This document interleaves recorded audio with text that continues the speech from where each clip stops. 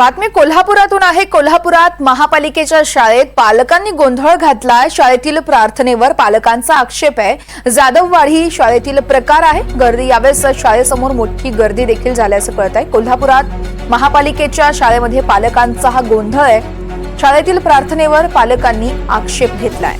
जाधववाडी शाळेतील सगळा प्रकार असल्याचंही सांगितलं जात आहे। त्यामुळे शाळेसमोर मोठ्या प्रमाणात गर्दी देखील झाली आहे। पोलिसांकडून बंदोबस्त देखील या ठिकाणी तैनात करण्यात आलाय। मोठ्या संख्येने इथे सगळे पालक एकवटले आहेत।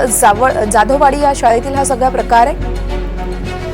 कोल्हापुरात महापालिकेच्या शाळेमध्ये पालकांचा गोंधळ बघायला मिळतोय आपल्याला। शाळेतील प्रार्थनेवर पालकांनी आक्षेप घेतलाय। जाधववाडी शाळेतील हा प्रकार आहे आणि याच शाळेसमोर सध्या पालकांची गर्दीही झाली आहे। या संदर्भात अधिक माहिती देत आहेत विशाल पुजारी, आमचे प्रतिनिधी आहेत आपल्यासोबत। विशाल, नेमकी प्रार्थना काय आहे आणि पालकांचा काय विरोध आहे?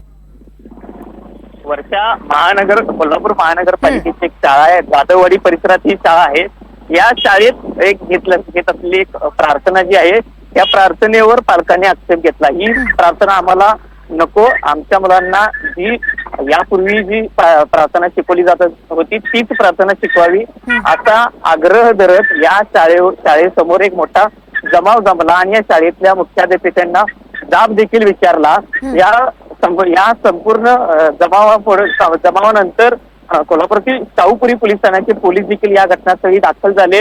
या परिसरात मोठा जमाव जमल्यानं पोलिसांनी सुद्धा या कार्यकर्त्यांना, या पालकांना असेल किंवा परिसरात जमलेल्या तरुणांना शांत करण्याचं आवाहन देखील केलं।